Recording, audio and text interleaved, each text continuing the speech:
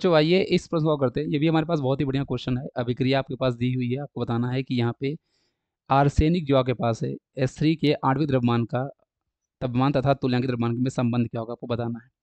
सबसे पहले बच्चों आपको यहाँ पे पता है कि हमारे पास जो तुल्यांकित द्रव्यमान आपके पास होता है, सबसे पहले आपको ये पता होना चाहिए कि जो हमारे पास यहाँ पे तुल्यांकी द्रव्यमान आपके पास हमारे पास हुआ करता है, वो आपके पास क्या होता है, जो भी हमारे पास आणविक द्रव्यमान होता है उसको हम डिवाइड बाय एन फैक्टर करते हैं। अब रिडॉक्स अभिक्रिया जब कभी हमारे पास होती है तो वहाँ पे एन फैक्टर निकालने के आपके पास बहुत सारे मेथड होते हैं, जो कि आपको कई सारे क्वेश्चंस में हमने डिस्कस किया है। जैसे विसमानुपातन अभिक्रिया होगी, मतलब डिसप्रपोर्शनेट अभिक्रिया होगी, उसके लिए अलग होता है। अगर कोई ऐसा कंपाउंड है जिस कंपाउंड में कोई एक ही एलिमेंट अगर ऑक्सीडाइज या रिड्यूस होता है तो उसका अलग होता है। किसी कंपाउंड में दो होते हैं तो अलग रूल होता है। जैसे यहाँ पे देखोगे तो आपके पास इसका हमें इसका निकालना है। इसमें दो एलिमेंट है बच्चों, एक आर्सेनिक है और सल्फर है, और दोनों का ही यहाँ पे ऑक्सीडेशन नंबर चेंज हो रहा है। कैसे, पहले तो आप इसको आयनाइज करो।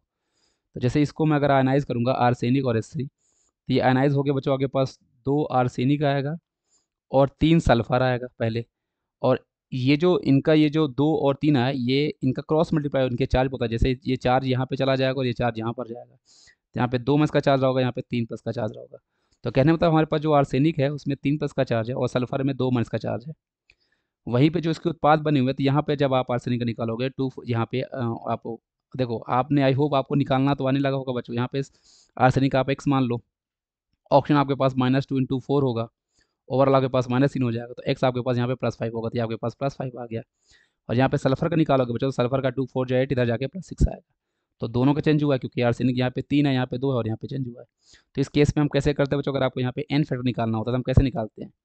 आर्सेनिक के कितने एटम है, 2 एटम है, और उसका ऑक्सीडेशन नंबर कितना चेंज हुआ है, देखो 3 से कहाँ तक गया है, 5 से, तो आप उसको 3 - 5 करोगे और मोड लगाओगे, क्योंकि हमें धनात्मक से मतलब होता है।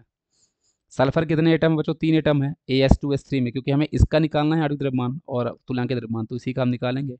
यहाँ पे सल्फर के 3 एटम है, और सल्फर का कितना चेंज हो रहा है बच्चों, आप यहाँ पे देखो तो सल्फर यहाँ पे बच्चों कितना था, -2 था, तो ये -2 से -6 गया हुआ है। तो इसको जब सॉल्व करोगे तो ये 3 2 5 2, तो ये 4 बनेगा, और यहाँ पे कितना 8 3 24, तो 24 बनेगा।